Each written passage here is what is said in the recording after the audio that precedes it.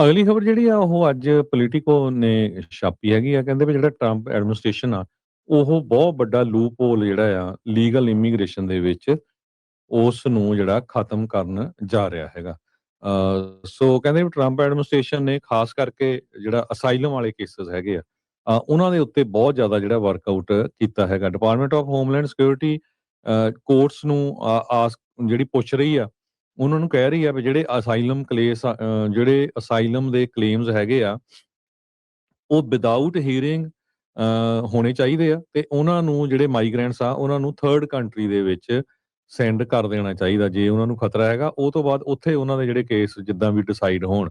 ਸੋ ਜਿਹਦੇ ਵਿੱਚ Uganda, ਹੋਂਡਰਾਸ, Ecuador ਇਹਨਾਂ ਮੁਲਕਾਂ ਦੇ ਵਿੱਚ ਜਿਹੜੇ ਆ ਉਹਨਾਂ ਨੂੰ ਭੇਜ ਦੇਣਾ ਚਾਹੀਦਾ ਹੈਗਾ। ਸੋ ਟਰੰਪ ਐਡਮਿਨਿਸਟ੍ਰੇਸ਼ਨ ਨੇ ਆਲਰੇਡੀ ਕਹਿੰਦੇ ਵੀ ਸਾਡਾ ਜਿਹੜਾ ਗੋਲ ਆ 1 ਮਿਲੀਅਨ ਲੋਕਾਂ ਨੂੰ ਡਿਪੋਰਟ ਕਰਨਾ ਹੈਗਾ ਤੇ ਅਸਾਈਲਮ ਦੇ ਜਿਹੜੇ ਕਲੇਮ ਆ ਬਹੁਤ ਜ਼ਿਆਦਾ ਕੋਈ ਸ਼ੱਕ ਨਹੀਂ ਕਿ ਅਸਾਈਲਮ ਵਾਲੇ ਕੇਸਾਂ 'ਚ ਵੀ ਬਹੁਤ ਜ਼ਿਆਦਾ ਫਰਾਡ ਹੋਇਆ ਹੈਗਾ ਆ।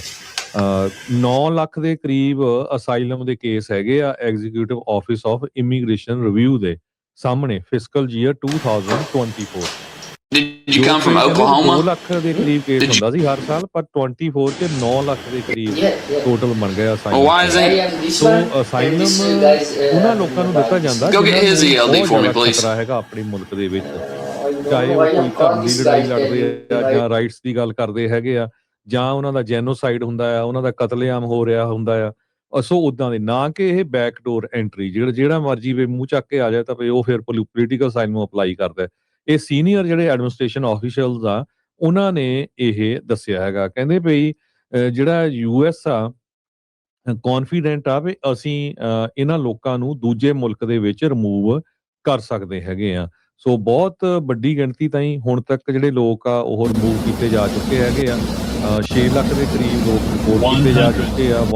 1 ਸਮਥਿੰਗ ਮਿਲੀਅਨ ਲੋਕ ਜਿਹੜੇ ਆਪਣੇ ਆਪ ਜਿਹੜੇ ਇੱਥੋਂ ਜਾ ਚੁੱਕੇ ਹੈਗੇ ਆ ਤੇ ਆਉਣ ਵਾਲੇ ਸਮੇਂ ਦੇ ਵਿੱਚ ਜਿਹੜੇ ਆ ਹੋਰ ਵੀ ਬਹੁਤ ਵੱਡਾ ਜਿਹੜਾ ਅਮਾਊਂਟ ਆ ਜਿਹੜੇ ਲੋਕਾਂ ਦੀ ਗਿਣਤੀ ਆ ਉਹ ਰਿਪੋਰਟ ਕੀਤੀ ਜਾਊਗੀ। ਡਿਪਾਰਟਮੈਂਟ ਆਫ ਹੋਮਲੈਂਡ ਸਿਕਿਉਰਿਟੀ ਨੇ ਇਹ ਕਿਹਾ ਭਈ 6 ਲੱਖ ਦੇ ਕਰੀਬ ਜਿਹੜੇ ਰਿਮੂਵਲ ਇਸ ਸਾਲ ਦੇ ਐਂਡ ਤੱਕ ਹੋਣਗੇ, ਜੋ ਕਿ 4 ਲੱਖ ਡਿਪੋਰਟੇਸ਼ਨ ਪ੍ਰੈਜ਼ੀਡੈਂਟ ਓਬਾਮਾ ਹੋਣਾ ਦੇ ਸਮੇਂ ਤੇ ਹੋਈਆਂ ਸੀਆਂ। ਉਹ ਪੀਕ ਗਿਣਿਆ ਜਾਂਦਾ ਆ।